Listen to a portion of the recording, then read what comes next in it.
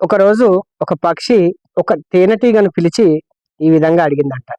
తేనెటీగ మీరు ఎంతో కష్టపడి తయారు చేసుకున్న తేనెను మనిషి అక్కడికి వచ్చి పొగ పెట్టి మరీ మిమ్మల్ని వెళ్ళగొట్టి ఆ తేనెను మొత్తం దోచేసుకుంటాడు కదా, మీకు బాధ అనిపించదా అని.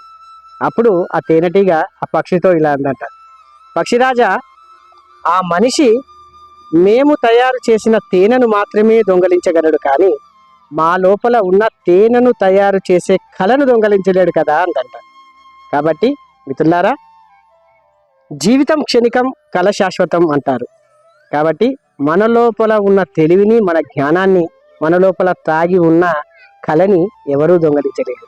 నిజంగా ఒక కవి కళాకారునిగా పుట్టడం పూర్వజన్మ సుకృతం. అర్థమయ్యే వారికి మాత్రమే అర్థమవుతుంది.